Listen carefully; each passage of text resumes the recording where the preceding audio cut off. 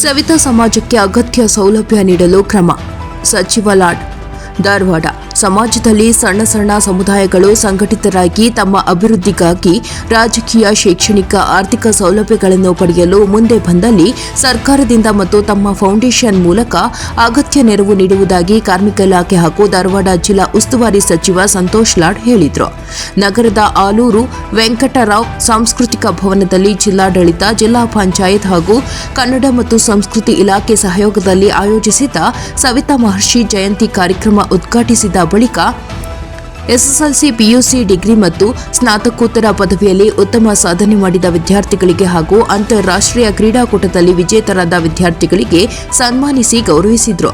ನಂತರ ಮಾತನಾಡಿದ ಅವರು, ಬಸವಣ್ಣನವರು 12ನೇ ಶತಮಾನದಲ್ಲಿ ಎಲ್ಲ ವರ್ಣಗಳಲ್ಲಿ ಸಮಾನತೆ ತರಲು ಪ್ರಯತ್ನಿಸಿದರು.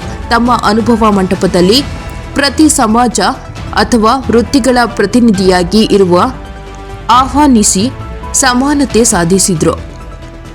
ಇಂದಿನ ಆಧುನಿಕ ಕಾಲದಲ್ಲಿ ಡಾಕ್ಟರ್ ಬಾಬಾ ಸಾಹೇಬ ಅಂಬೇಡ್ಕರ್ ಅವರು ಶ್ರೇಷ್ಠವಾದ ಸಂವಿಧಾನವನ್ನು ನಮಗೆ ನೀಡುವ ಮೂಲಕ ಎಲ್ಲರಲ್ಲೂ ಸಮಾನತೆ ತಂದಿದ್ದಾರೆ.